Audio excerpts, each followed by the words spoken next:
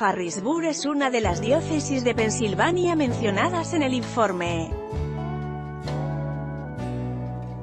Rutgers, cuando tenía 10 años, llegó a la parroquia y comenzó con los tocamientos. A los 11 ya me había violado.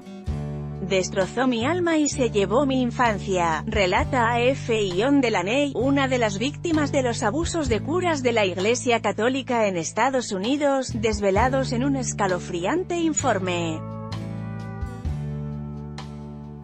La Corte Suprema de Pensilvania publicó esta semana un informe de un gran jurado que documenta 300 supuestos casos de sacerdotes depredadores sexuales en 6 de las 8 diócesis del estado, tras investigar denuncias de abusos de menores, informe en el que identifica a 1000 menores como víctimas desde 1940. Delaney, que ahora tiene 48 años, fue uno de ellos. Se llevó mi infancia, y eso es algo que no se puede recuperar. Me convenció de que mis padres sabían lo que estaba haciendo y lo aprobaban, que era algo que no estaba mal, agrega en una entrevista telefónica con EFE al recordar los abusos del cura James Brisky, considerado uno de los más brutales de la archidiócesis de Pensilvania. Los abusos se produjeron en la década de 1980 en un barrio del noreste de Filadelfia, donde el nuevo párroco comenzó a reclutar a los monaguillos que le asistirían en la misa. Fui uno de los escogidos, a los 10 años me tocó, a los 11 ya me había violado, indica. Delaney dice que su comportamiento cambió totalmente tras los abusos de Brisky, quien falleció en 2017 sin ser condenado, ya que pasó de ser un chico tímido y estudioso a ser violento y faltar a clase constantemente.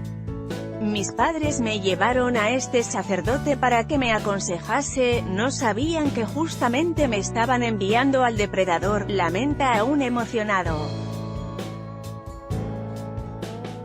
Como muchas otras víctimas, Delaney sufrió problemas de alcoholismo y drogadicción en los años posteriores, y tuvo que abandonar Filadelfia abrumado ante el recuerdo del sacerdote pederasta. Me mudé hace más de 11 años, era demasiado, no podía pasar por delante de la iglesia, tenía demasiados recuerdos. Me era imposible estar en determinados lugares, despertaban emociones terribles, subraya. Todavía tengo que lidiar con ello, añade, está conmigo todos los días. Delaney carga contra la impunidad generalizada en la Iglesia Católica, puesto que al sacerdote lo habían trasladado previamente de 3 parroquias, con sigilo, pese a que sabían que abusaba de niños y era un pedófilo confeso. Honestamente, creo que los seminarios son criaderos de pedófilos, los pederastas se encuentran en un lugar seguro dentro de la Iglesia. Tienen acceso a niños, y la gente confía en los sacerdotes. Los pederastas se esconden tras sus sotanas y saben que la Iglesia les va a proteger si se meten en problemas, reflexiona. Tras más de 15 años trabajando en la organización SNAP que ayuda a víctimas de abusos sexuales, critica la hipocresía de la jerarquía católica y desconfía de las disculpas vertidas tras el informe en Pensilvania. Sabían perfectamente que se estaba abusando y violando a niños, y no hicieron nada. Las oraciones no significan nada, solo se disculpan ahora porque les descubrieron, denuncia.